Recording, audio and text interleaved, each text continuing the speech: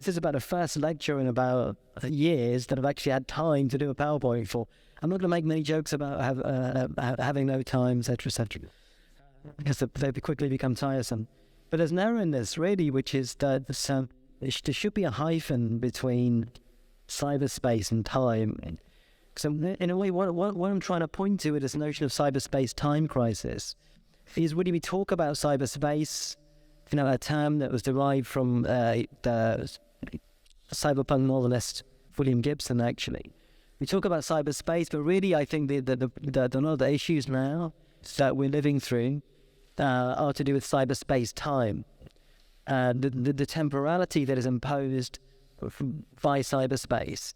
And I use the term cyberspace deliberately as opposed to the internet, actually. Now, because I think we've reached a pitch now, a new pitch with smartphones, the arrival of smartphones. That's a new threshold over which we've gone. If we think back to the key developments, the emergence of the widespread emergence of the internet in the 90s. Still, while most people had started to become aware of the internet, that it was the sideline of life really at that point, still in the 90s. What shifted that over was the big threshold switch into broadband, when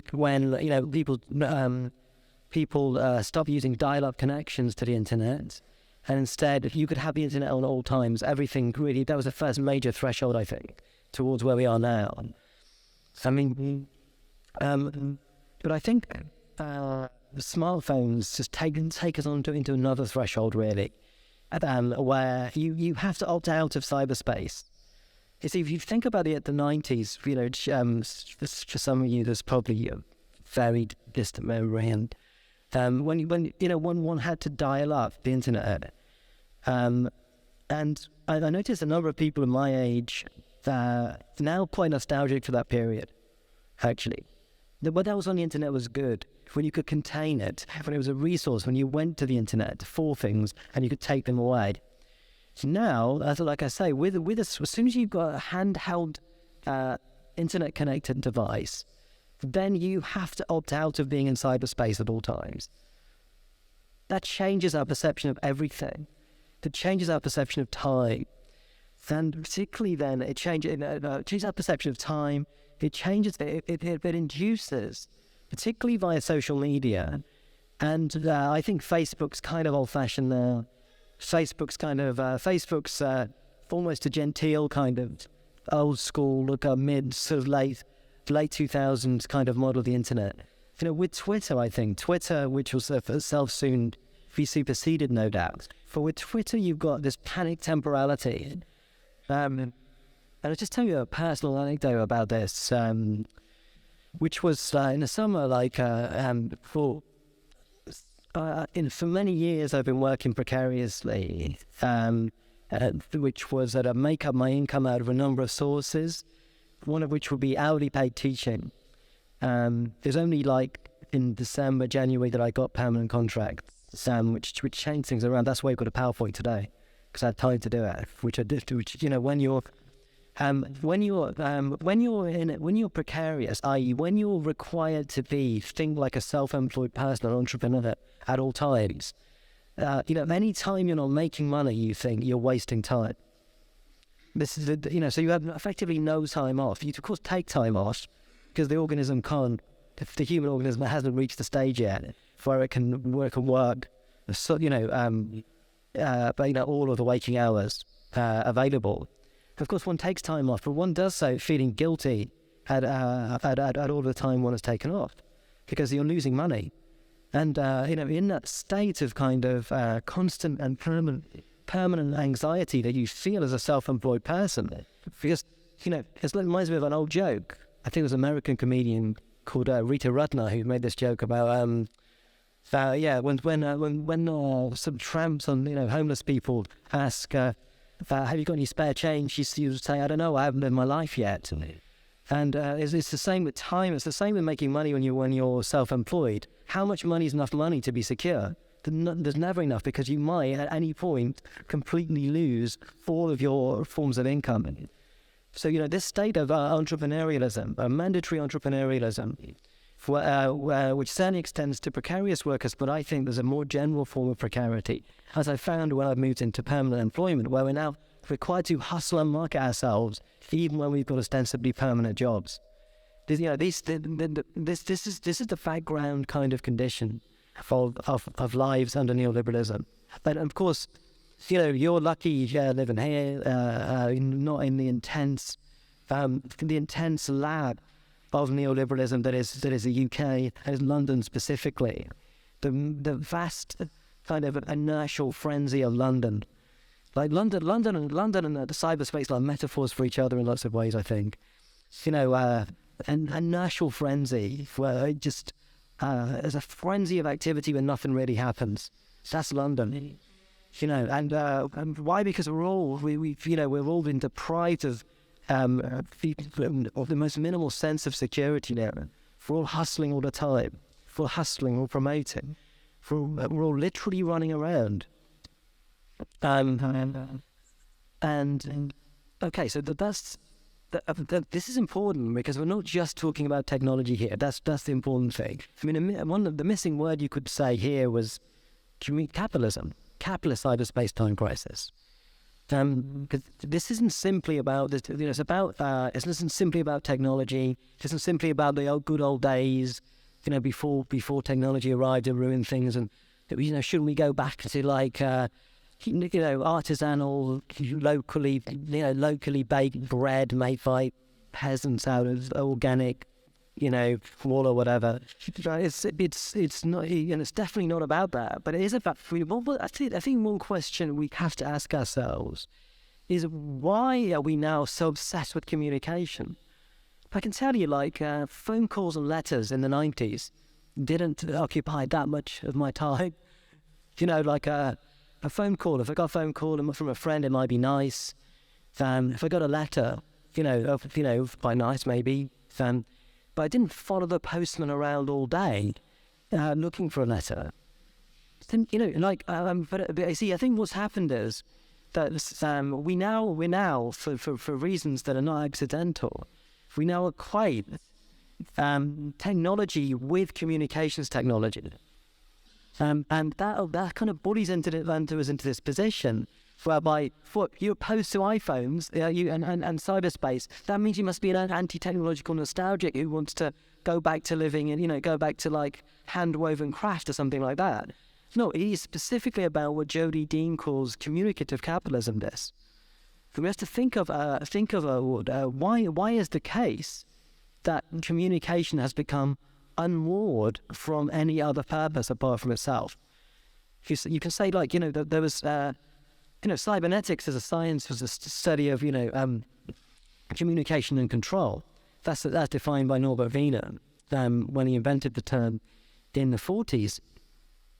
But now we have control by communication, I would argue, and I think some of the best theorists on this.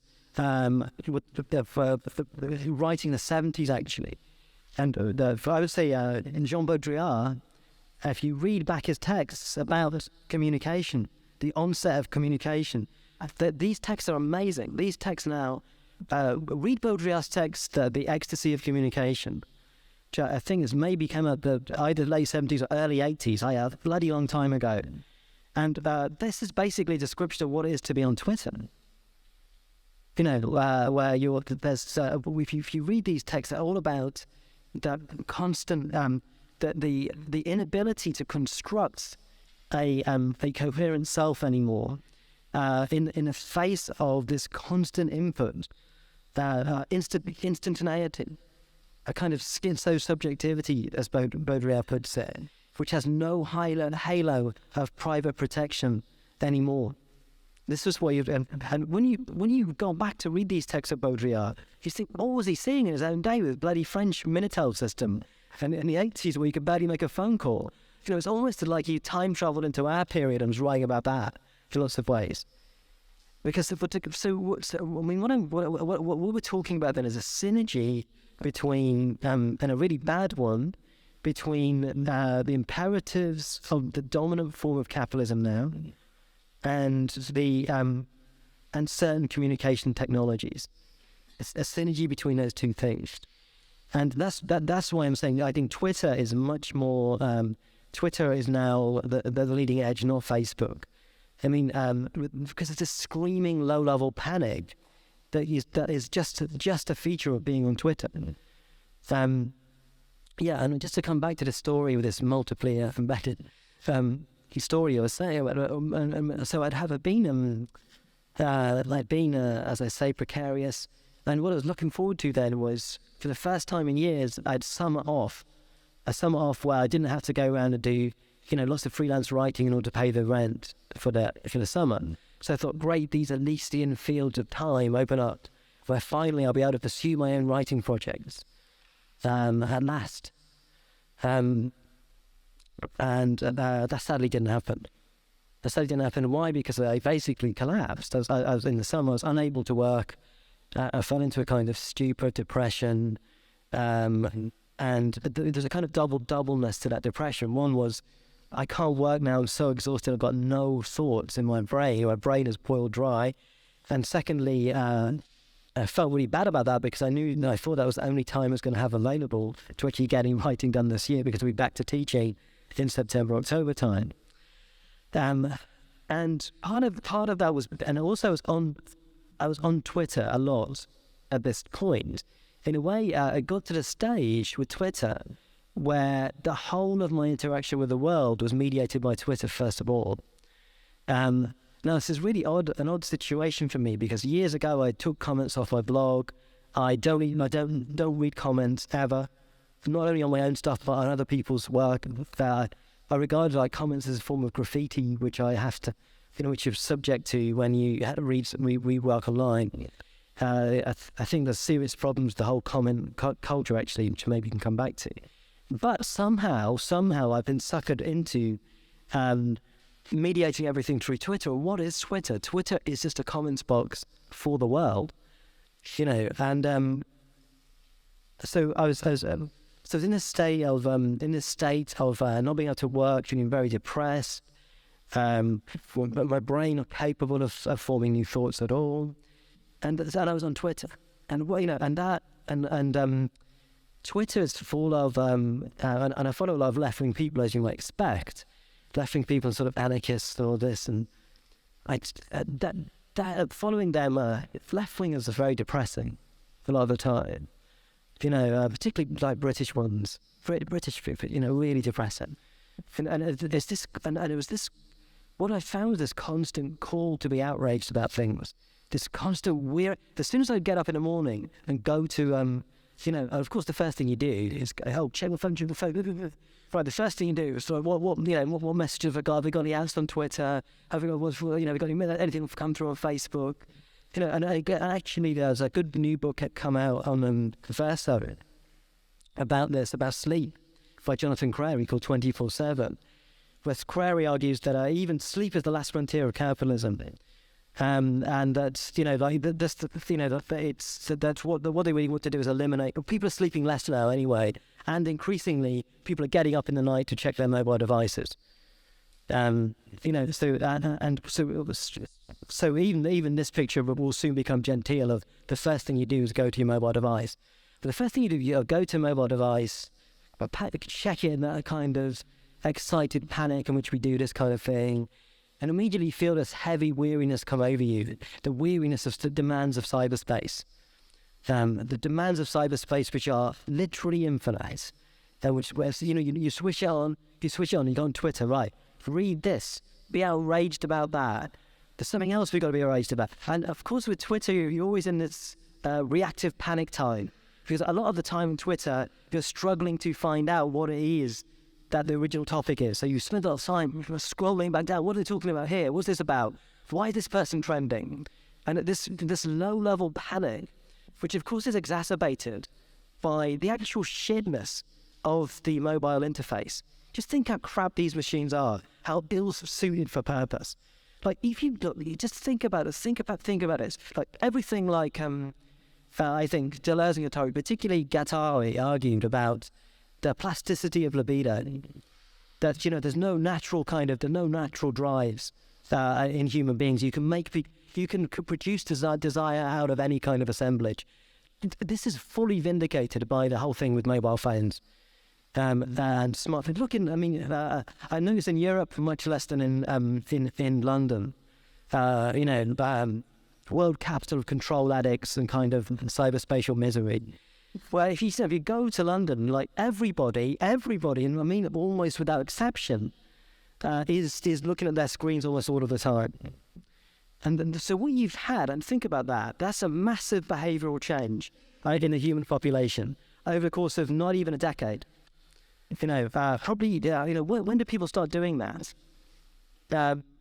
Maybe 4 or 5 years ago, looking at tiny screens. And this is what everyone's doing. They're not reading books. Then they're reading newspaper quickly, but quickly get rid of that. Suspect the important business of looking at this really tiny screen. This really tiny screen that you can't really see properly. That's what I mean about the crapness of it. And touch screen things are worst of all. This sort of slide out, the kind of leery. You've replaced this crisp digital interface, the keyboard, with this kind of slimy and kind of idiotic interface, via touchscreen, which is really difficult to use. It's not at all functional. Just like this, I was thinking about it the other day. It's like we're all in some weird game show. We have to send a message not really knowing in a really short amount of space, 140 characters, really quickly. And you're living like that all of the time. This is a highly stressful life. This is highly stressful. But that's not the kicker even. The kicker is that's not even the worst bit about it. We actually enjoy this. It's not that we're forced to do it. We're not forced to do it, not officially forced to do it, although some people are now required to do Twitter for work. If we're not forced to do it, we enjoy it. And and the banality of this enjoyment, the banality of it. What are you going to get out of Sherry Turkle's book, Alone Together, I'd recommend it highly on this. The MIT psychologist, former kind of very much cyber-positive person, who wrote a number of other previous books, really just, about saying there's nothing to really fear from cyberspace and new technologies. Her latest book, Alone Together, then, is really about, is partly, the first bit is about robots, and the way that, particularly in places like Japan, they're now being used in care homes, etc., etc. That's interesting, but it's less interesting to me than the second part, which is about the use of technology, the use of these communication technologies, particularly by young people. Where she will report that it's routine for people to check texts even when they're driving. The insanity of that. You pretty much know that a text is going to be banal. It's only got 140 characters in it. Right, so people are risking their lives and those of others for a 140 character message. Why? Because it's a form of addiction. A form of addiction and compulsion. And it's something which you have to think about how bad this is. That's really snatching away all of our lives. And certainly with me and Twitter, that my relationship to Twitter was getting to the stage where, life outside Twitter was just fodder for Twitter. So you kind of knew your whole of your frame of mind was thinking, how can I convert any possible experience I've got into 140 characters to quip? And I then realised that this is just too much. Or I didn't realise it. After a period of exhaustion, and compounded, as I say, by this insomniac kind of pressure of Twitter. After a period of exhaustion, I emerged from the kind of depression, with ideas flowing again. And I thought, this can't live like this anymore. I've got to actually contain. I'm not going to withdraw from this cyberspace, but I have to contain it. And so, what I think we may come to see this period out of communication communication binging is precisely that, as a form of binging. It's just like speed, like amphetamine. In the 50s, doctors prescribed it for anything, particularly to women. You got a bit of anxiety, have some speed. Oh, you want to lose some weight, have some speed. It sort of worked, but then there was downsides of people getting up and cleaning the house at 3 a.m, that kind of thing, And And I think there's a really serious side to this kind of techno-amphetamine which we're on, and a constant panic kind of temporality that is imposed by this combination, as I said, of mandatory kind of entrepreneurialism arising from precarious working conditions and social conditions. But the sense that anything can be snatched away from us at any time, that things are just getting worse, and we've got to be grateful even for the small things that which we have got. 40 years ago, people had security, but that's all gone now. And, particularly for you, younger people mostly who are here today, this is the story you're told. Well, we had a bit of security and a nice life, but your life's going worse than ours. Sorry about that. This is the message, right? This is the message. And all you're going to have to do is compete with one another in order to, sorry about that. We just haven't got enough for all of you. Sorry, but you must compete with one another for the little bit that's going to be left in the future. And, this is a horrible picture, really. So that's half an hour, not even one slide yet. Well done, but that's all going to plan. So, okay, I'm going to approach slightly from a different angle what I've said there, which is for me on the second slide. Okay, now, part of what I want to get onto is what is the opposition to this, actually? And one way of thinking about what's at stake now is in terms of forms of dreaming, you can say. That, that's what is called the real world, what is called reality, what counts as reality, is a form of collective dreaming. William Gibbs's own term for cyberspace was a consensual hallucination. But all kind of any social system is a consensual hallucination of one kind or another, a dreaming. You can't we're not biological creatures who can just exist in some supposedly direct relation to the world.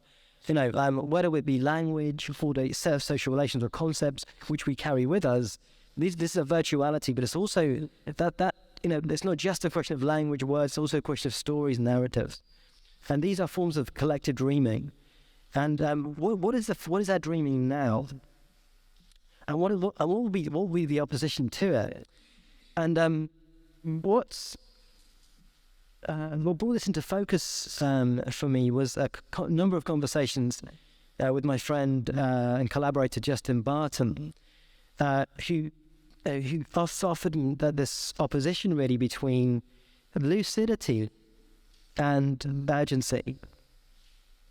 One of the best examples of this kind of this collective lucid dreaming is a little-known book by Christopher Priest from 1977, I think, called A Dream of Wessex. Priest you may know because his book, The Prestige, was adapted by Christopher Nolan. And I believe that The Dream of Wessex is a kind of inspiration for Inception as well. But Inception goes over to the other side very much. What Dream of Wessex is about is this very strangely lyrical and powerful book. It's a kind of anticipation of Gibson's cyberspace 5 or 6 years before Gibson actually wrote it. But what we can feel is the difference between Priest writing in a social democratic Britain in the 70s, albeit a social democracy which was falling into crisis in the late 70s, we'd had punk in 76, we got Thatcher arriving in 79, and it was between those two moments in lots of ways. And what it's about is a government program for collective kind of the kind of collective dreaming. And what it is a kind of simulation of the future. What the future would have been, what the projected future from 1977. And partly then is ostensible research projects. So people go into this simulation and they live in this future, and then they're supposed to report back what this future is like. The future that they live in is one in which there's a Soviet government in Britain, and also Britain has converted to Islam. It's almost the total inversion of the world we're in, actually, the European world we're in, which is Islamophobic and defined by really the absence of the Soviet Empire. But I won't go too much into the book, but I would recommend it highly. But what is kind of interesting about it is the way in which people become hooked on that world.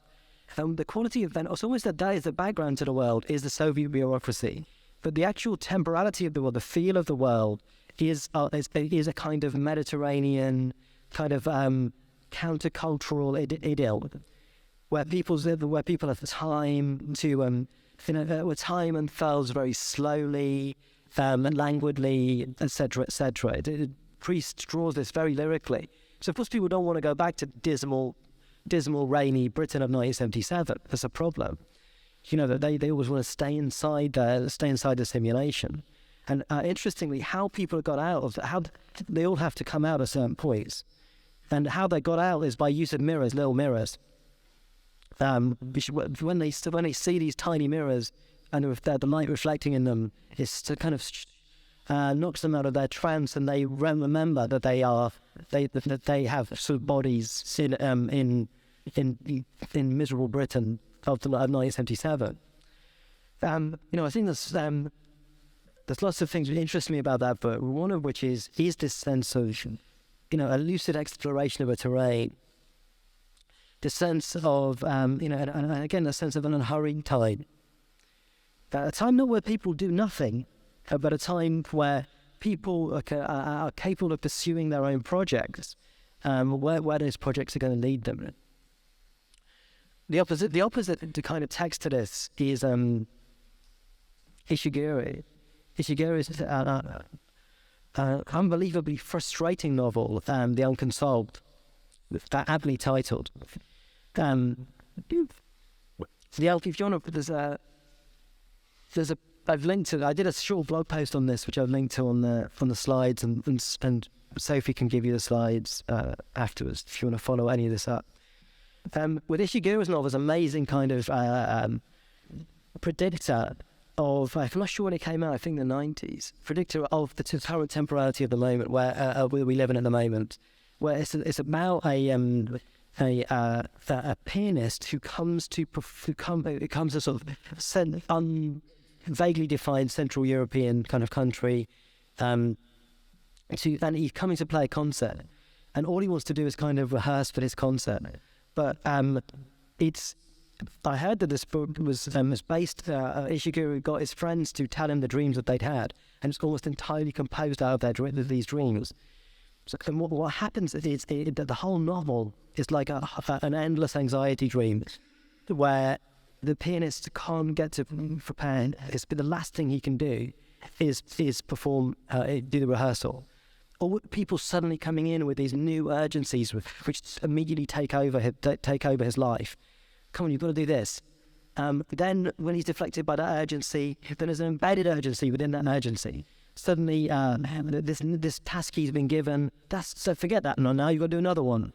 And all the time there's this vague sense that I really shouldn't be doing this. I ought to be able to be doing what I'm officially here for, which is to rehearse for my piano recital this evening. But everything conspires to stop him doing that until right at the end. And I think this sense of being constantly deflected, of being in an anxiety dream, in other words, where we know we ought to be doing something but we can't do it, where there's something that we're supposed to be heading towards but we're blocked by it. If we can't get there, there's always something which is stopping us.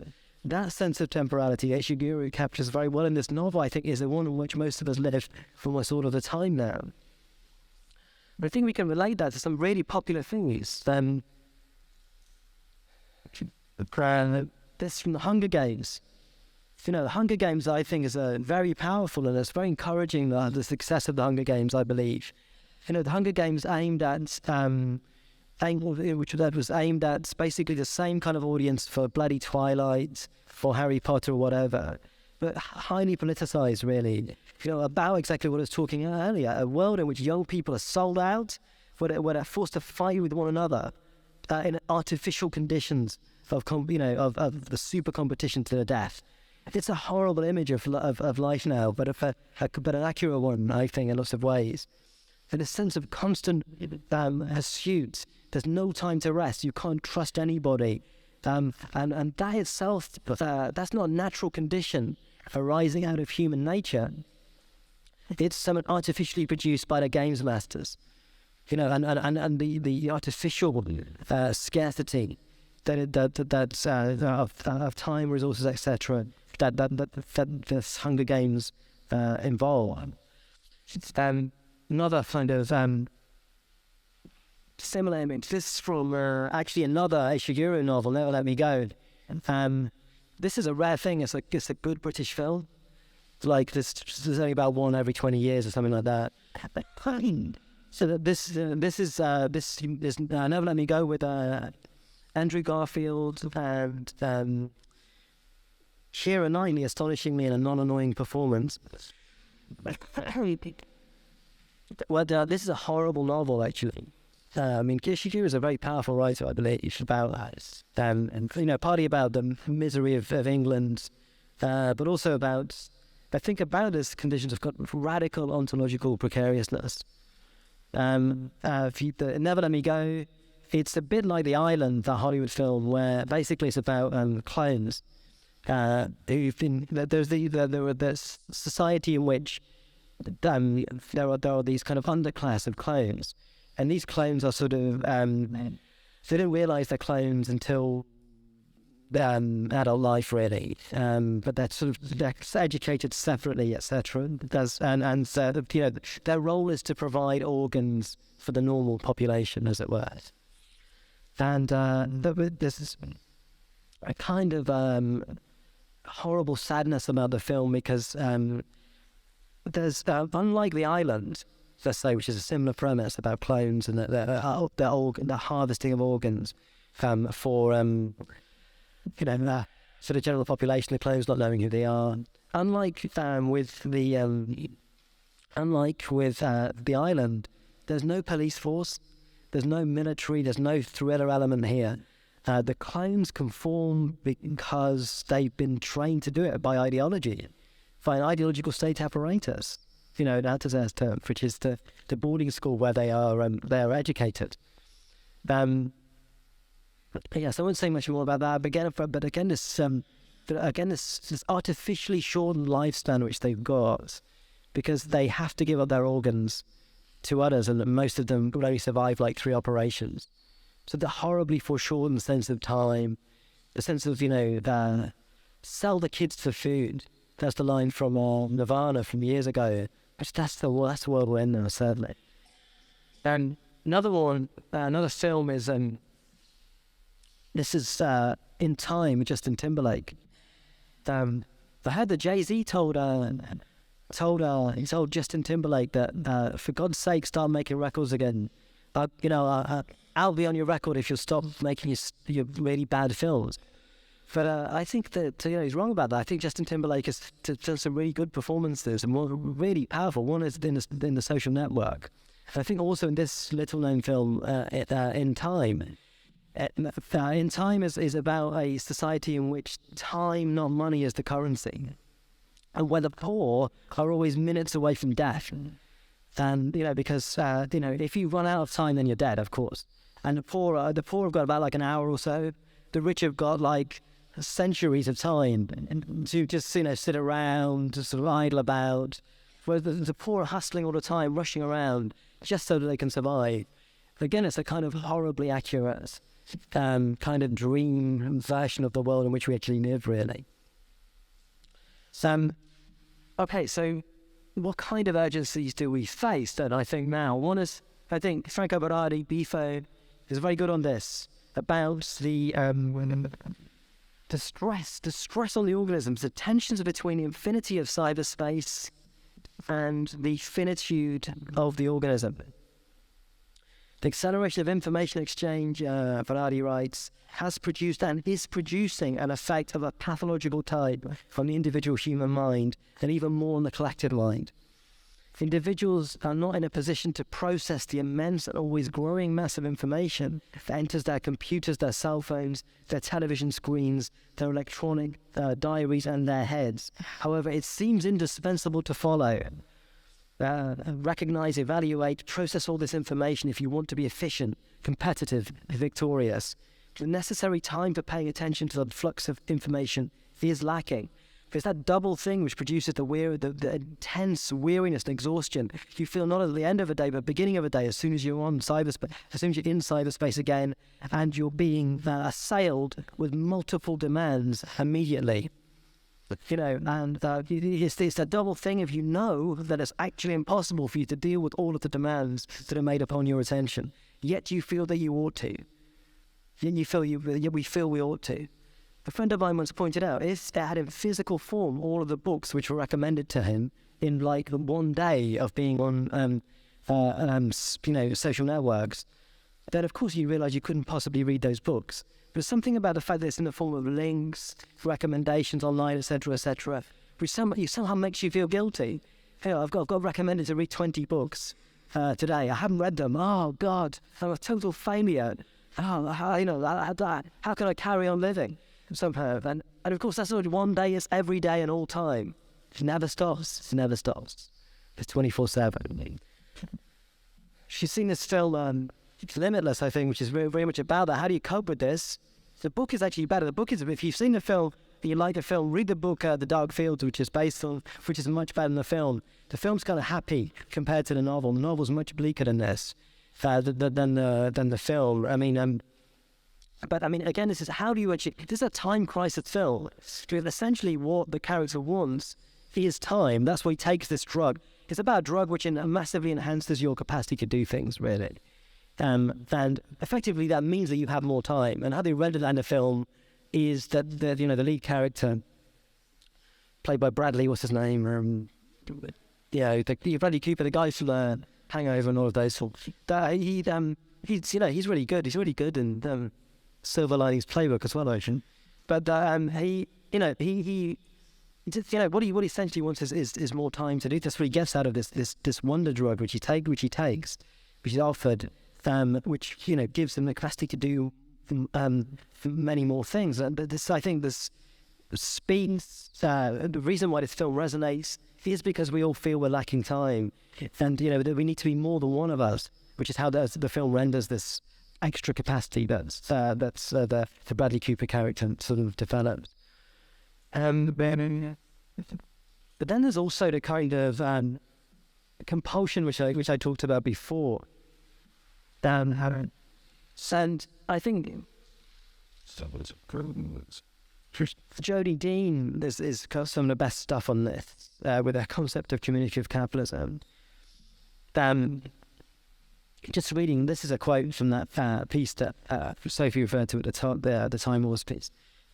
But Jodie Dean has convincingly argued that digital communicative compulsion constitutes a capturing by a kind of Freudian Lacanian drive. This is not from that, actually. This is from another piece called The Privatization of Stress, which you might like to look at if you're interested in stuff. This, she sort of Google it and my name will come up straight away. Individuals are locked into repeating loops, aware that their activity is pointless but nevertheless unable to desist. The ceaseless circulation of digital communication lies beyond the pleasure principle. The insatiable urge to check messages, email or Facebook is a compulsion akin to scratching an itch which gets worse the more one scratches it. Like all compulsions, this behaviour feeds on dissatisfaction. If there are no messages, you feel disappointed and check again very quickly. But if there are messages, you also feel disappointed because no amount of messages is ever enough, and you also then feel the weight of those extra demands that the messages are placed upon you.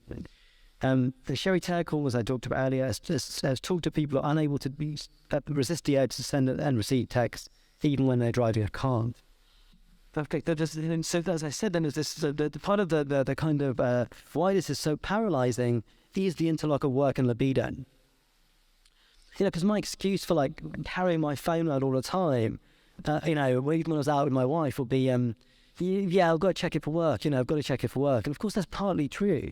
When I was in this condition of self-employment and permanent entrepreneurialism, etc. But another anecdote I think which illustrates what's the stage here, the different drives that get kind of compacted together. One of which is the sheer the manual drive to just click stuff.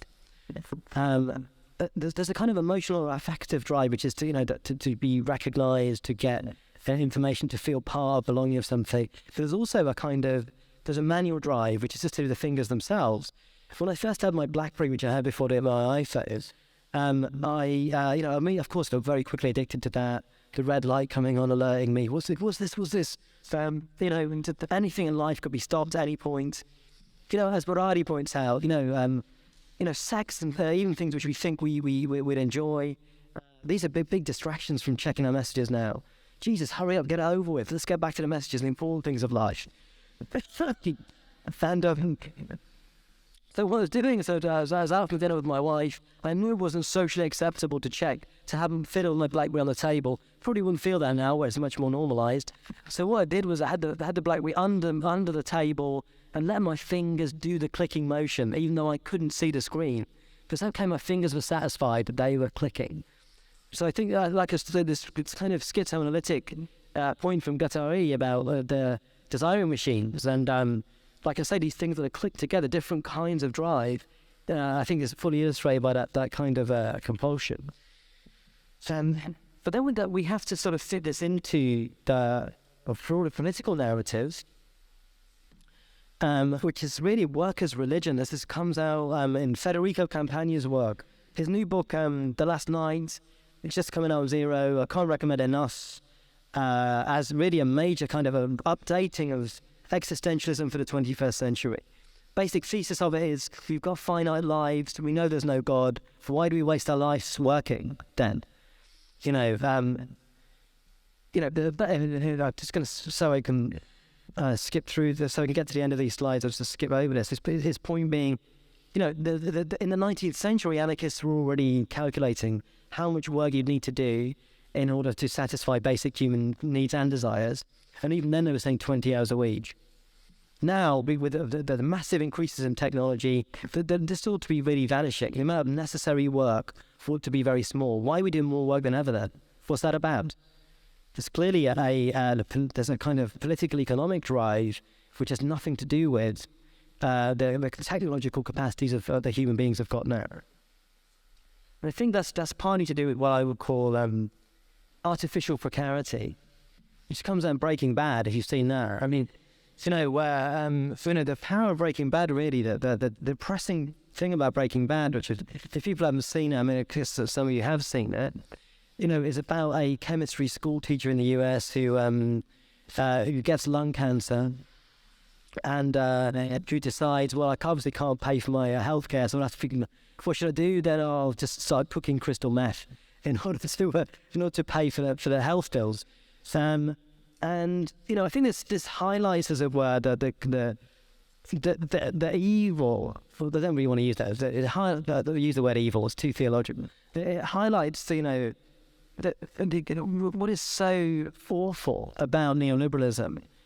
The neoliberalism is a counter-progressive, political development. Okay, how can we define progress in human life? Lots of ways it's very complicated, lots of ways it's simple. It is the capacity to limit the kind of arbitrary suffering of human beings to a minimum.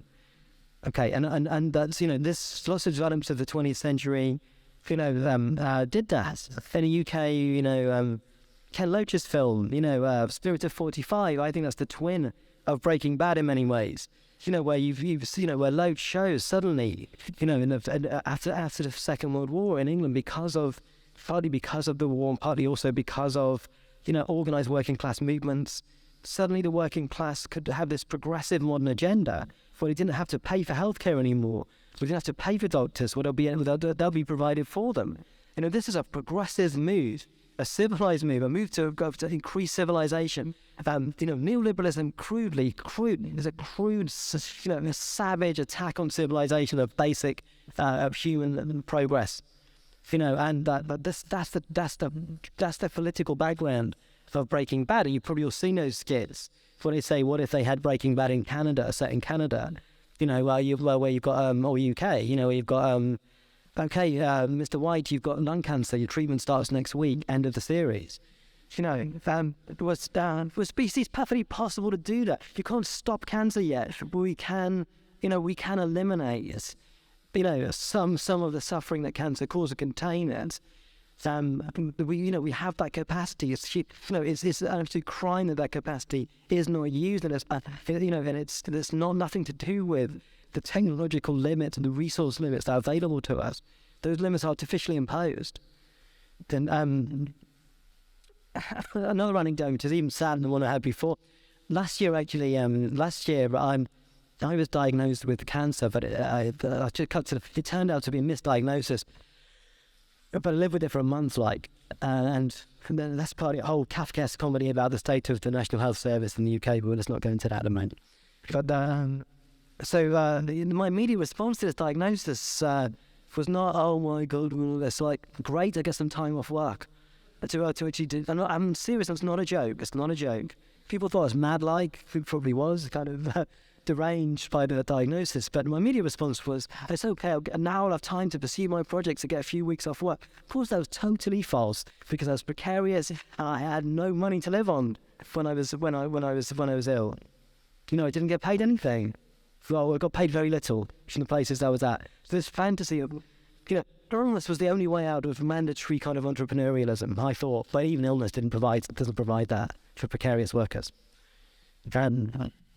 Okay, just gonna rush through a bit.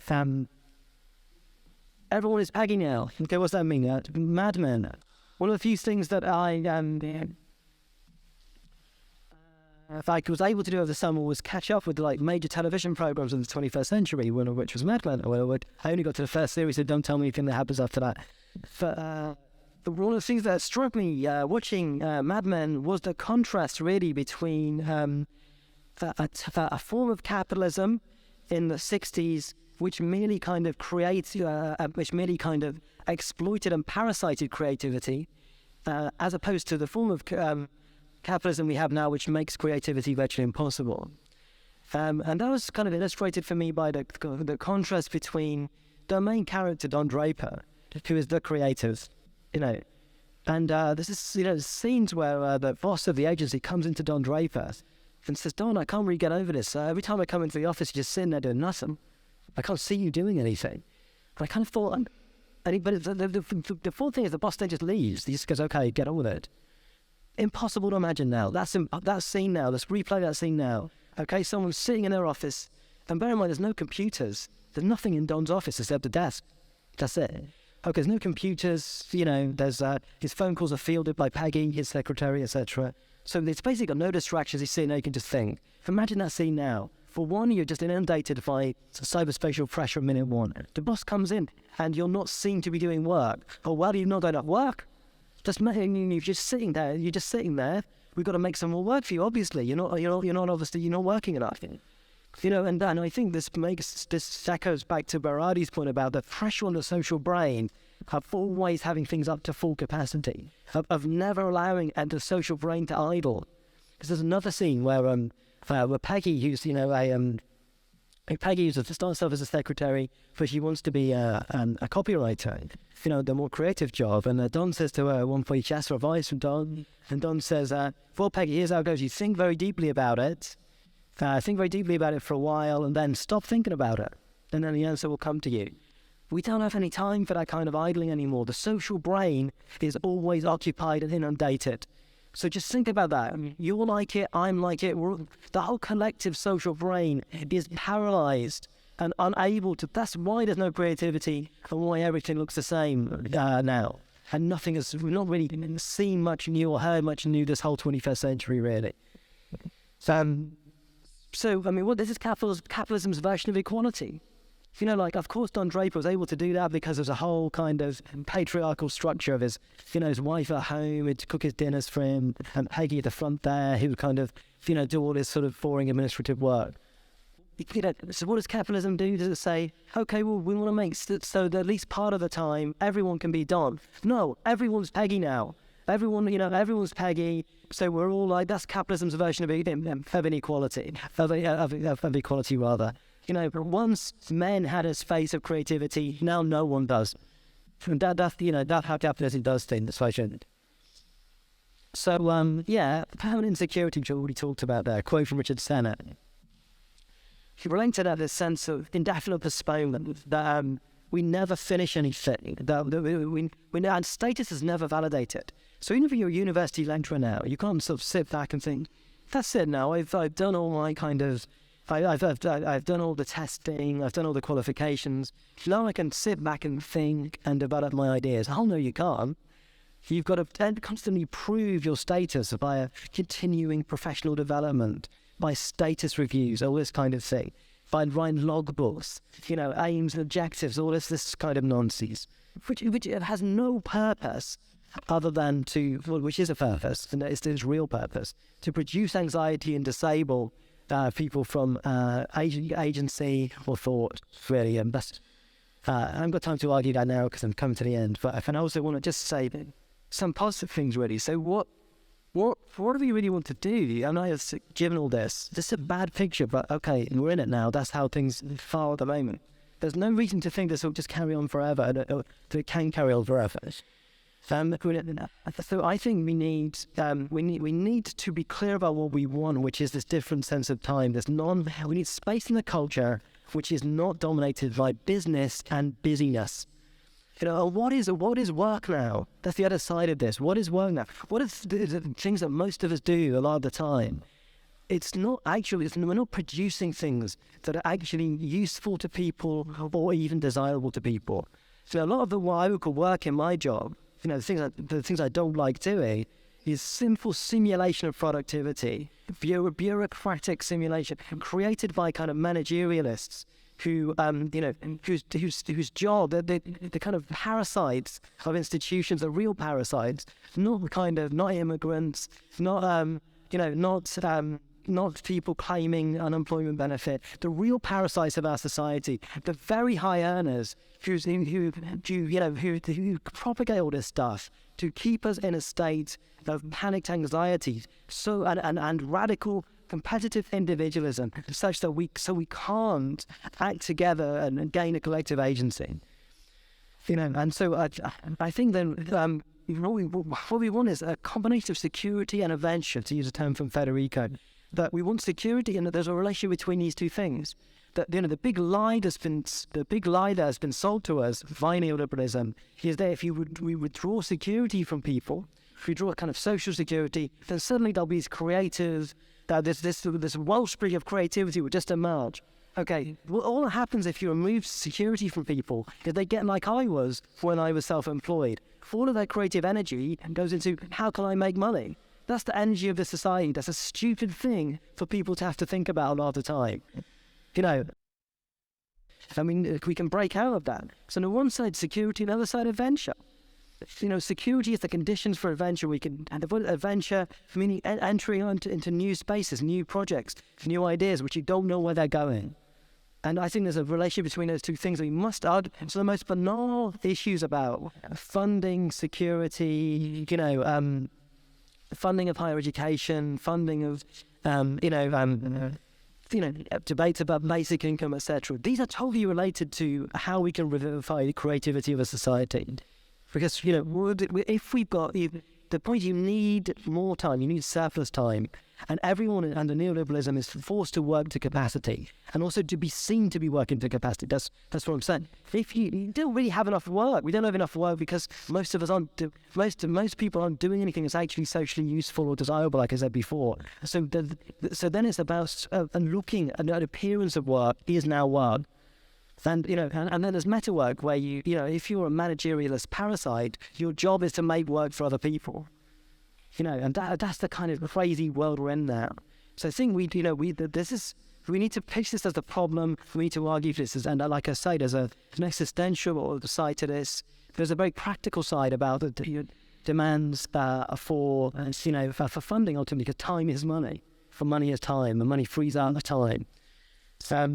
And there's also things that we can do personally, and this is what I'm just going to end on, really. The things we can do personally are, after I got out of this kind of slough, this depression I was in the summer, I thought, that's it now, I'm not actually going to live like this anymore. So I did simple things, like I said, okay, what I'm going to do now, initially, is I'm only going to go on Twitter and Facebook on my desktop computer. So actually, there's a moment of actual kind of vertigo when I deleted from my iPad and my smartphone and the apps of Facebook and Twitter, delete the apps. I said, okay, so initially what I'm going to do is going to have to go upstairs where my desktop is in order to go on these things. And you'd be surprised how quickly that dehabituates you from being on them all the time. And so then I sort of actually quite decided to enjoy being on Facebook and Twitter then. Because, if you only go on them like once or twice a day, there's a whole store of things that are there for you. Ready, like you've got a lot of messages, you've got a few alerts, and that's quite nice. You have a bit of a chat, a bit of a break, and a bit of a chat for a while. Then you can go back to your actual fucking life, which isn't that. And then you can also go on there and actually talk about things which aren't it. Because you've actually had a life which is not this completely what am I doing, and where your whole life isn't, where your whole drive of your life isn't, how can I convert this experience into an 140 character quip, which I was getting like on Twitter. Any possible experience I had, what am I going to say about that on Twitter? Just a crazy kind of situation to have arisen. So, just those simple things worked in de-habituating myself from it. The fact that, and I'm not saying I don't now go on Twitter or Facebook on my phone, but the fact I have to make an extra click to do it is quite difficult and slightly annoying, and it doesn't really work the same when you go through the internet rather than off the apps. It means that it just means that I don't fall into that temptation of having them on constantly as the background of my life. So I think that we can develop amongst ourselves a kind of this is the problem with the phrase from Deleuze about the Guattari, about the right dose. We need the right dose of cyberspace, and we can develop kind of collective pragmatics of how we do that. And that's not a complete withdrawal, but a kind of partial withdrawal. If we can do that, we can also then be pursuing these other more long-term political and social goals. And actually the two are related, because I found that since I've done that, my sense of time, my capacity to think has increased massively. Another thing I've done is print out things if I want to read them. Like I said to my students, okay, look, it's not just you. When you're reading something on a screen, don't really read it. Because even if you don't actually click off the screen onto Facebook, Twitter, email, whatever, there's this screaming low-level panic in your brain going, click off this now. Don't really concentrate on this. There's much more interesting stuff out there than this. Whereas actually, if you print stuff out as a contract with yourself, you are going to read it. And it's actually, this produces this strangely calming effect now, actual print, where you can't click on it. You just got to read it. And it's actually quite a nice experience to go back to that kind of time, I think, in lots of ways. But I'll just leave it there, because obviously a lot more we could say. And we've taken up enough of your time, haven't we? Okay, so Sophie is going to...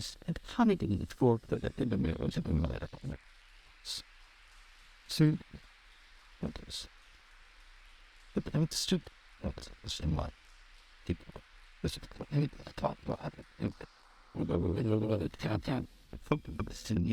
Okay, Mark, thank you. Thank you for your expose. And yes, okay. Is my micro working? Yeah. Yes. Okay. I would like to address 4 issues. The problem is, once I start addressing the first, I go from I'm mixing up all of them. So first, I start with the issue of free will and free choice in your theory. Secondly, I would like to connect it to time, but not in the way of clock time, but in the sense of age. And I would like to make a differentiation between our generation and most of their generation. I think there's rather a difference there. And in the same, I would like to talk about the information overload, and then I would like to discuss 2, I'm not going to ask you for solutions, but I would like to address 2 things. Firstly, the role of narrativity and art in the cyberspace story, and secondly, what about slow movements and the moralization that is in there or elsewhere. So that's quite a lot. I'm going to go to comment. My first is rather a comment. If I understood you well, it's not about technology, the whole digital revolution, but it's about behavior. ideology, and more precisely neoliberalism. I cannot pronounce that, but you know what I mean. Eh? Okay. Then the fight to say in Dutch. I guess that if I understand you well, the core problem, or the underlying problem, is the problem of free will and free choice in these developments. So that the demands of cyberspace are dominating our personal will. You talk about compulsion, for example, and in a certain sense, I think I do agree with you. Cyberspace is more or less an ideology, and more precisely, it's a powerful tool of capitalism. But in my opinion, I would rather say it's a tool than that it is a capitalist system. And there are some things you can. It's just a matter of consumption. For example, the famous Nike running shoes, they trace wherever you go, and the information on where runners stop, the way they take when they go for their daily running, and so on. That's from a commercial point of view very interesting, and that is sold. So information, it's worth money. Eh? So in that sense, is the whole technological evolution indeed captured by capitalism. But I hope, and here's my comments, that we are not prisoned by the system. I do believe we can choose between Nike running shoes with a system that is tracking our every step we take, or we can choose not to watch TV. We can choose, as you also said at the end of your lecture, to limit the time we spend on internet, things like that. So I do believe that cyberspace is addictive, that it's difficult to choose. However, weed, alcohol is that as well.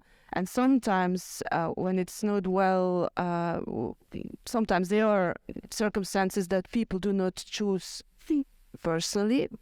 But even the laptop we get, I do believe that when our boss is giving us a laptop or a tablet, that we feel the pressure to work in the weekend to check our emails and even to answer them.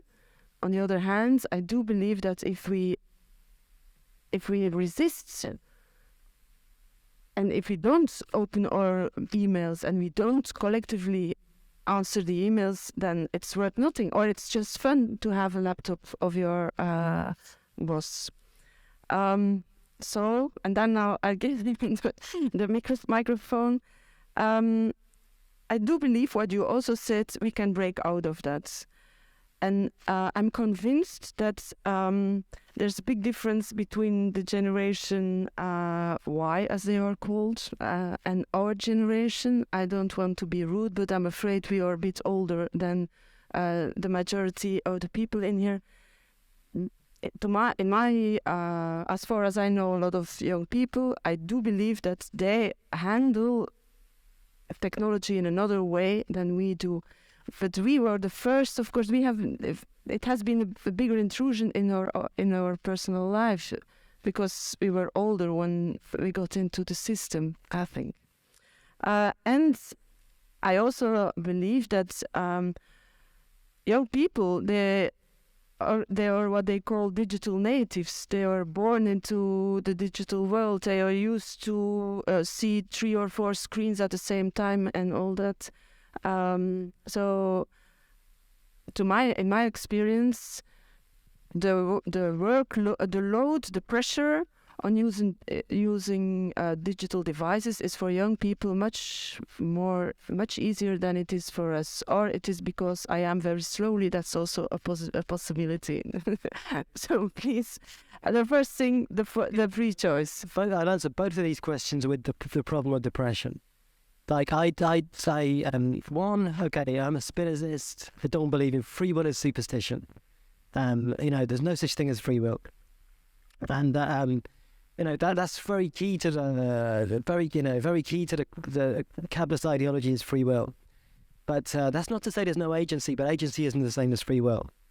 I believe in the great paradox from Spinoza. that human beings are most in bondage when they think they're most free.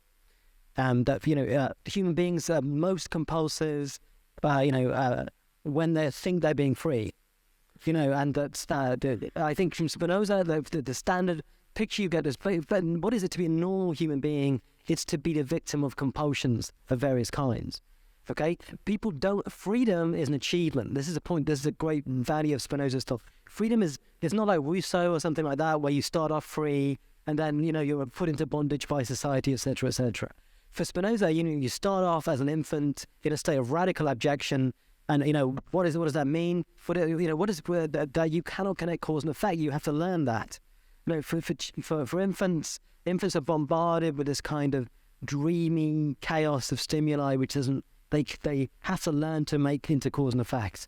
For Spinoza, freedom is the capacity to recognize the causal factors which impinge upon you. You become free only by recognizing the extent to which you're determined. The dominant neoliberal kind of model is to completely obfuscate all that. So you're just free. And it's these lefties, the bureaucrats who want to control you and stop you. We just appeal to your free choice. What if there's free choice? Why is the Microsoft Word? The shittest fucking software thing ever. This is why. And if it's free choice, why do capitalists spend so much money on advertising and branding? Because they know that the people, what they can appeal to, the very thing that most controls people is the appeal to the people's freedom, etc., etc. What inaugurates the world we live in now? 1984, the Apple advert, the famous Apple advert directed by Ridley Scott, which said, which was about, if you've not seen this, you should see it. It's a really quite impressive piece of work by Ridley Scott, where you have, this world, is clearly based on Orwell, with this kind of grey drones sitting around, and along comes this kind of woman dressed in Apple colours, who's an athlete who throws this hammer into the big grey dismal control screens, which both represent kind of IBM, those kind of big monolithic forms of kind of old school technology companies, and also kind of the Soviet system or whatever. They're compacted together as representing the old world. The new world will be one where you're free to choose, where no one can tell you what to do. But why? But we're in a world where people are habituated kind of behaviours to an unbelievable degree. I'd say there is a difference between my generation and young people, and that's simply that young people are deprived of things that I had. They're deprived of time, they're deprived of an immense kind of cultural resource, of a vibrant kind of public service broadcasting that was in place in somewhere like the UK in 70s and 80s, which I took for granted. There's a very kind of serious music press, which I took for granted. All of these things, that's what made me what I am today. Just made me to be able to come and speak here today. In addition to kind of full grants, lack of precarity, etc., etc. I had that, and you don't have it. You've been deprived, and it's been stolen from you. And so what is the objective marker of this? Is the amount of depression amongst young people just increasing all of the time. If young people are so happy in this new world, and they just why are they so depressed? And I would say, depression, which many young people suffer from, is the evidence of Spinoza, the accuracy of Spinoza's thought, that no one chooses to be depressed, as it were. And when you are depressed, you can't really choose your way out of this. That there's a kind of series of blocks and impasses, etc., which you can't get out of. And, so it's mere voluntarism, a choice is not enough. The final thing is then, that doesn't mean there's no agency though, but it means that, it's only in very rare cases where we're out of the normal inundated flow, where we're able to exert agency. The reason that is because I'd had a kind of mini breakdown, actually, over the summer, that I was able to get out of certain kind of habits and reimpose new habits. Because of the ceaseless flow, and also because, I thought a lot about it, but who was thinking about it's no good, because I was not able to act on it because I was under constant inundated pressure at all times. It was only able to act when there was a kind of breakdown. And I think that, that because of the constant inundated pressure on the social brain all the time, that there's the capacity for that at a collective level is very limited. But that doesn't mean it couldn't happen. But I think we need to find a break somehow in this endless flow, inundated flow, in order that we can have agency as opposed to the illusion of free choice. But yes, okay, then I do believe and I do agree that agency it's a more it's a better word than free choice. But anyway, resistance to the system. Don't you believe that there's resistance, especially? But then I give the word to the young people, because it's not us, the old ones, who have to say what's going on in their mind. But as I do see a lot of young people resisting to the system, trying to find alternative ways of life. They are trying to live with less. They are searching co-housing systems, second-hand clothing. Last week it was also an issue in a discussion.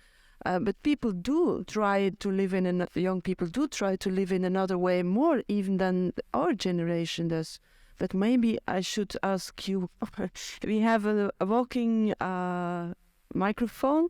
If people feel embarrassed about speaking in English, just ask in Dutch, and then we will try to translate as good as it is possible. Is that fine with you? Yeah. First give the word. Yes, of course. It's your country. It's my family. It's are you?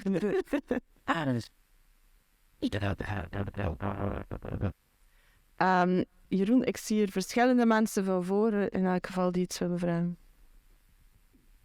Or if you want just to react, it's also a possibility, of course. Hi, I'm Ace.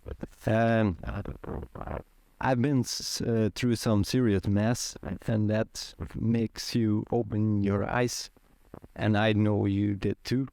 And I see more than other people around me, and that's sometimes depressing, but yes, I can live with it. But I understand your situation. Do you want to react, or we just ask another question or a remark? I thought I took it as a comment. As a comment, okay, That's fine. not a specific answer for that. I mean, Somebody else? I think there's to someone here. To iedereen.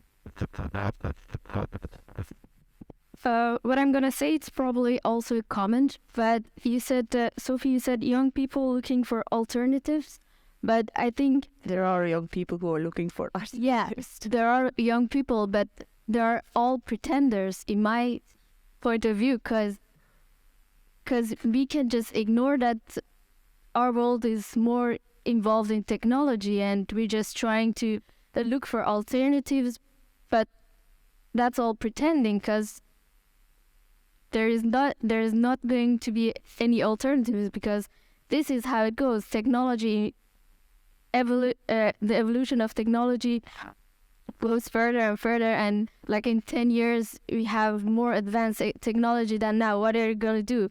Still drink, like, I don't know, bio stuff? And I mean, okay. I think you've been too hard on young people, really, to be honest. Like, I think why the Hunger Games is powerful, because it's obviously connected to a young audience, and it's a political message about the state of things today. And it's not like some vampire romance or whatever anymore. It's actually just a really hard story about what is happening at the moment. And of course, I think you've got to start off from that heroic conditions in which young people live. They're terrible conditions, just really, really terrible conditions. I just can't impress this. You've been deprived of things. You've been deprived of things, and the things that you've been deprived of are being sold to you as benefits. It's a great new world. You've got all this stuff. You've got all this capacity to do things. It just isn't like that. And what I would say is look at the objective markers of this. When I and the world that sort of shaped me was one where young people were the leading edge of everything, and there's a strong association between young people and newness, and this was particularly the case, of course, with music, where you get how do you feel the sense of newness in your historical moment? You feel it through music, and young people would have created that music. Look at everything since 2003, I would say, approximately. No new sounds of any kind. No new sounds of any kind. Now, what can you say? This is a failure of this generation of young people. They're just not as creative as previous generations.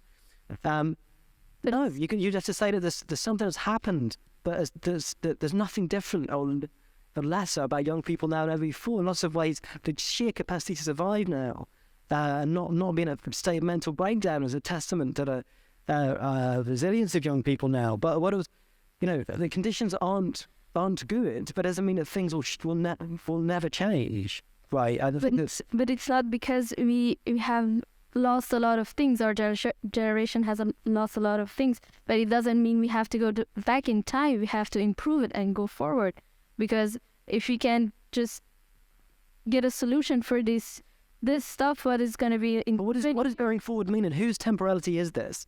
Like, why is this stupid technology? Let's be specific. It's not all forms of technology. Like, not all. We're talking about communication. Communication technology is the thing that's taken over your life. Like most other technologies, medical technologies have improved. Good, right? That's good, right? Communication technology. Why has that taken over your life, and why do you imagine that will persist forever? There are hard limits. There are hard limits of the organism, like which there's a certain degree of neuroplasticity, etc. And a certain capacity of the younger people who are exposed to this earlier with their neurological apparatus, is much more plastic than ours. But there are hard limits to that. You can't go on forever. You can't go on forever inundating the brain with more and more stimuli, and the human organism can cope with that. It's not possible to extrapolate from the cyber bliss of the last 10 decades. Imagine that will continue with the same rate of acceleration. It cannot. So something will break. Something will break. I mean, Varadi's argument is an interesting way. He argues that the dot-com crash of the late 90s, the turn millennium, was caused by depression, because the people couldn't. Okay, so for Varadi, the argument is, why did 90s was a decade of the emergence of cyberspace and of Prozac? And for him, there's two things that are totally related together. How did people cope with these new level of demands that were placed upon them if they started to take antidepressants, which are now very common, particularly amongst young people? Antidepressants as a hazing thing, which you can hear this like this downer haze. That's why Drake is really interesting. The new Drake record, full of this kind of electro downer haze. Everyone's on downers now to cope with just cyber blitz, whether it's for antidepressants, for other forms of kind of self-medication, in order to cope with this. And the thing is that there's a breakdown at the end of the 90s, according to Varadi. There will be a breakdown. We cannot cope with this. We cannot cope with this forever. There will be there's already the point is that there is this privatization of stress. It's normalized. The fact that young people are depressed, who gives a shit? That's this is the idea. The young people are depressed, that's just part of life. It wasn't part of life. It was not part of life. The increase of the depression amongst young people is shocking. Yeah. And, that ought to be the biggest possible indicator and condemnation of the world in which we're now living. It wasn't normal for young people to be depressed in the 70s, let's say. But that's just to agree, you can't go back. We can't go back. But we got to be clear on that. Whose sense of time are we talking about here? I don't want to go back to the 70s. I don't want to go back to commonplace racism, all that kind of thing, and whatever was kind of normal at that time. But equally, what we've got now as a result of, let's be clear about this, as a result of this frenzied overstimulation of the neural cortex of the collective brain. What we have though is not. Let's not be clear, it's not a massively accelerated culture, but a very slowed down culture, a very homogenous culture, a very predictable culture where nothing new ever happens.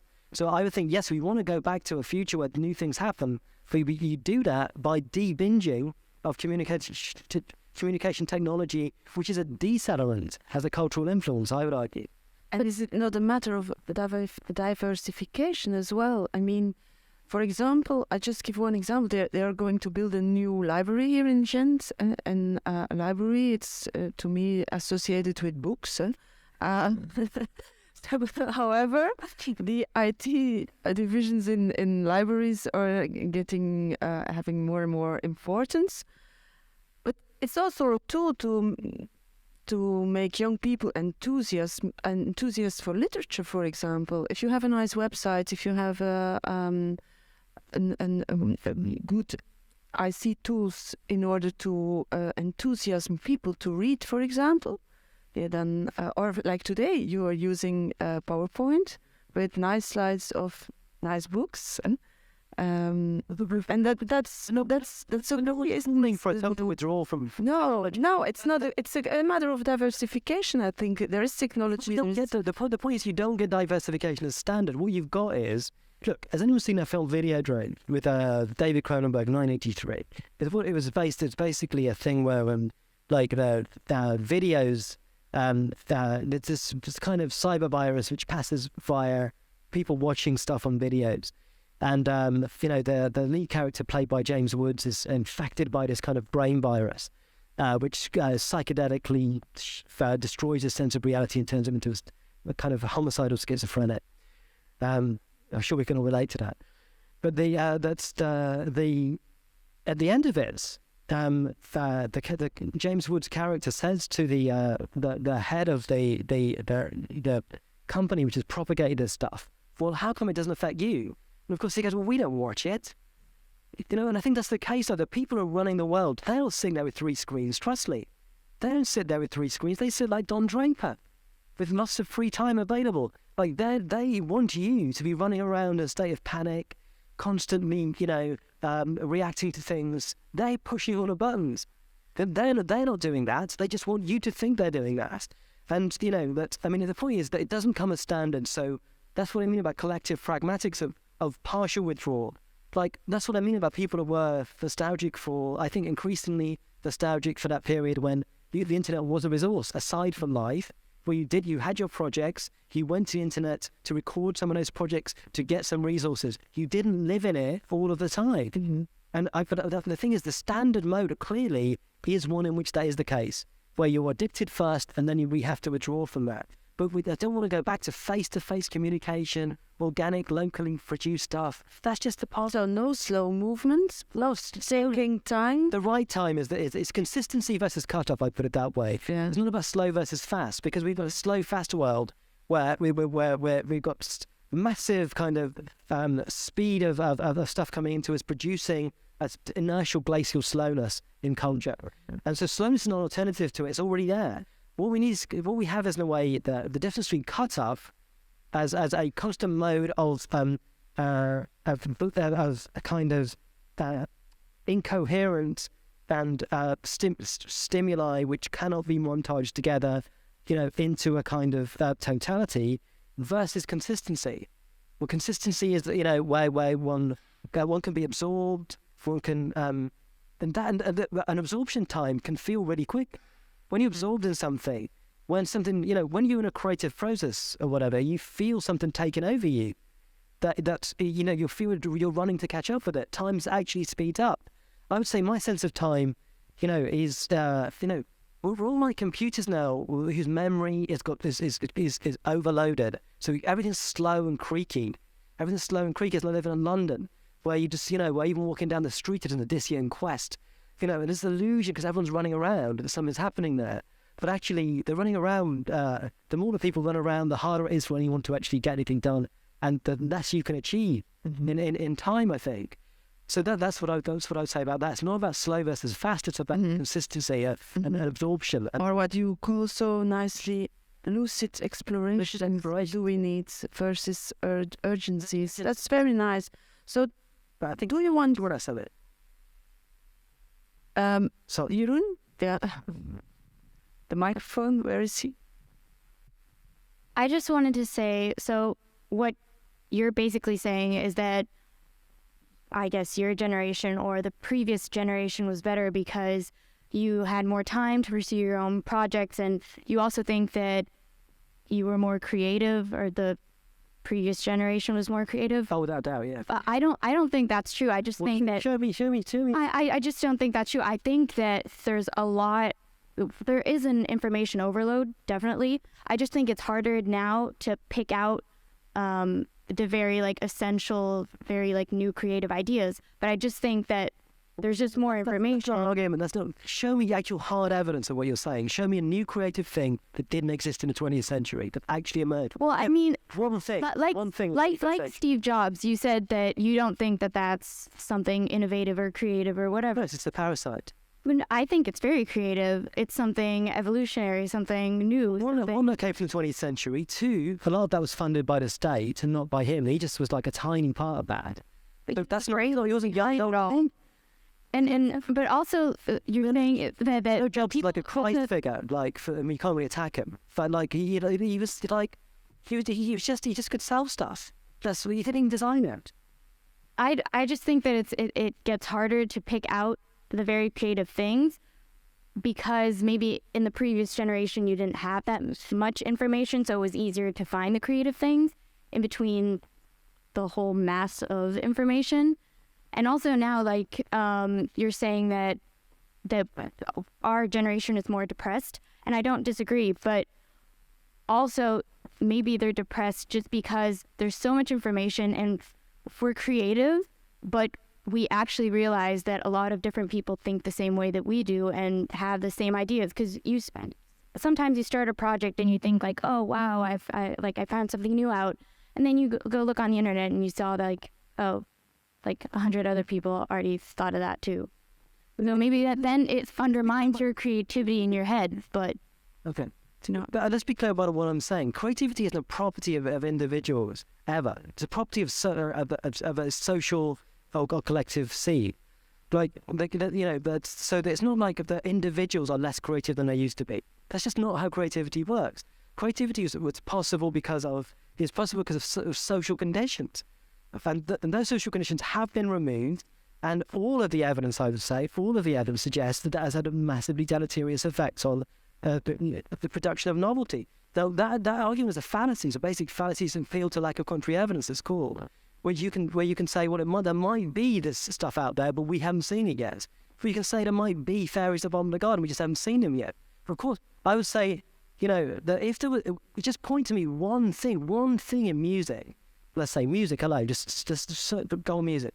In the last 10 years, one single thing that couldn't have come out of the 20th century.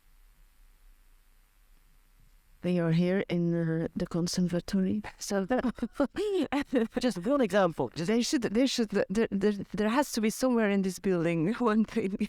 One thing it hasn't. It's just it is over. Like it is, and it's not a fault of. We can't go into free will. It's not the fault of people today that they're just not put enough effort in. It's not that they have this thing creativity which others previously had, which they now don't have. No, it's that the conditions for creativity are social and collective, and they have been destroyed. And that's what we can't imagine the culture will reliably deliver the same level of intensity throughout all history. If we've got political complaints about neoliberalism, they should be if we say neoliberalism's bad, we can't assume we have to take it seriously. That is really bad, and that there's no sphere of life, culture, subjectivity, consciousness that is free of the effects of this political system. And that's and we might not like it. I don't like it. I don't want to be saying what I'm saying now. Trust me. But I think there's nothing about us that was good or better than you or anybody. It's just that we were lucky and you were unlucky. You live in the Hunger Games. We had social democracy. Like that's like you should be angry about it. It's not kind of in this weird case of I see with some people it's kind of temporal chauvinism, where you're kind of our time just as good as any other time. It isn't. It's a bad time. But the part of what makes it bad is this weird positivity that people feel they have to be in, and there's definitely a relationship between that mandatory positivity that young people are required to have. Be cheerful, be positive, make things for yourself, don't rely on full of this stuff, and the actual oppression, which is clearly increasing amongst young people because they know they can't do anything. Dang, of course, right now. Yeah, there's I kind of get the feeling from hearing the two of you talk that sometimes you forget that we actually grew up in these massive changes. So I'm 24. I remember the computer. I remember the internet getting introduced to our homes. I remember that. But at the same time, this was an exciting thing. And nobody knew what kind of effects it would be. And now it's like, you expect us to get the whole concept and see all the flaws or see all the effects. Well, you basically say you got to wake up yourselves. Like, isn't it something the older generation should also take care of or hand us some tools or like how do you suggest what should our younger generation do to wake up? Well, I mean, I think that you can do things. I mean, but I mean, why ask me though? I mean, like years ago, I think this is part of the problem. That young people are leading edge of things finally because they would take charge and set the agenda. The very fair you're asking that question to if someone's gone wrong. Why are you asking me? I mean, that's you have to recover a sense of agency and control of the capacity for collective control of your own lives. But of course, I mean, I think that of course you're going to find that difficult because you may you may have seen the internet gradually introduced, but I mean, I know the situation is different in this country than the UK, but in the UK, young people, young people your age, and up to 30 or whatever, have never seen anything, have never had experienced anything that isn't neoliberal domination, or what I call capitalist realism. That's of course that's really depressing. And there's still alternatives. Of course, when we were growing up, there was a real alternative, or the feeling of many alternatives. Right, there was a counterculture of the '60s, the wake of that, a sense of people trying to have alternative for the family, of attacks on psychiatry, the sense still in the air in the '70s that everything that we take for granted about society. But there was more authority, and that was easy to revolt. It was the Soviet system, which for all its major problems was we lived in a world where there wasn't only one way of doing things. You've lived in a world, most of you sort of people like I say 30 and younger, where that isn't the case anymore. There's two major thresholds. It's the end of the '70s, where with the arrival of Reagan, Thatcher, Deng Xiaoping, all of that, and then the end of '89, the end of the Soviet system. Two major thresholds into a world in which capitalism becomes theoretically global and if not actually global. That is depressing. Like that is the effects of that. When the resources that are available to us, that we took for granted, for which we've gradually seen disappear, and we're culpable. Like we're the generation above us are the real fuckers.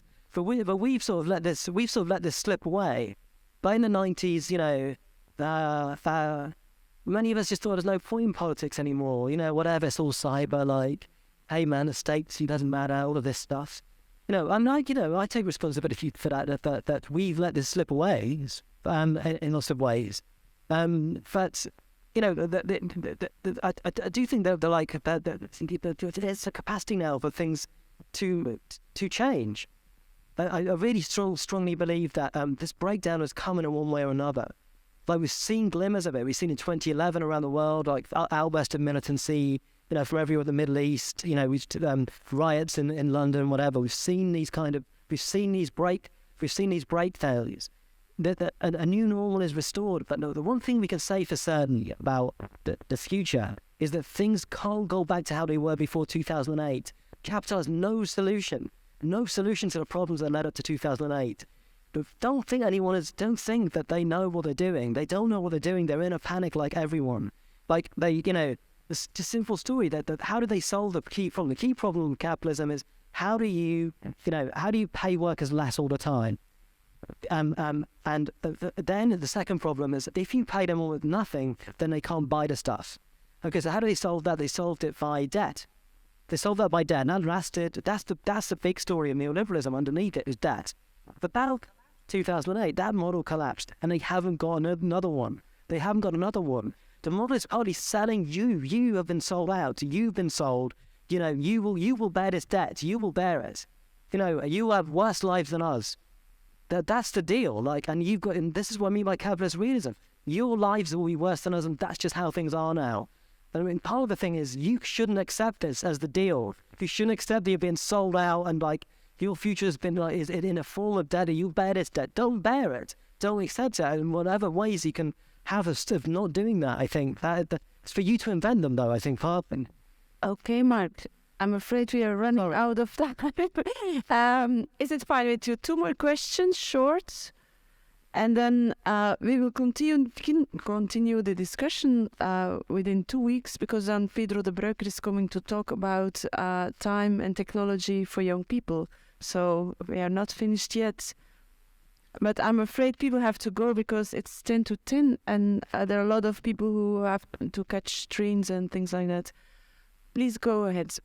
Shortly. I am a computer engineer and I have no smartphone. In my opinion, technology is misused for ridiculous things. I agree with that. But on the other hand, I see people doing ridiculous things that can be solved by technology. And that's my frustration. I think the key problem is the allocation of resources for implementing technology. So computer engineers developing Twitter. There's a misallocation of resources, in my opinion. I think you need a movement of people start using technology for things that really matter. Yeah. Like medicine, like developing new political constructions.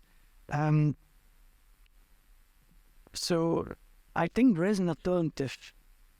I am not as pessimistic as I think you are. And it's a short about. I'd say it was negative, not pessimistic. I'm not pessimistic at all. I think, and also it has to be clear, I'm not anti-technology. I'm at all. I think that I totally agree with you that solutions. It's the capture of certain form of communicative technology by the dominant form of capitalism that is the issue now. What would Soviet cyberspace have been like? Think about that. Like, I think there's lots of different ways in which we can imagine cyberspace working. It's the synergy, like I was talking about at the start, between a particular form of communicative technology and the currently dominant kind of model of social relations. That is the issue for me. I think I totally agree with you. There's lots of technological solutions, including to work. We've got to go back to that problem of how can we work less and open up, time for lucid explorations more. And that is partly to be solved by technology, without a doubt, and the proper management of resources and time, etc. Management is our thing. It's been, is a left-wing thing. Management, a proper allocation of resources. This was stolen off us by neoliberals. And for their society, it's utterly chaotic and unplanned.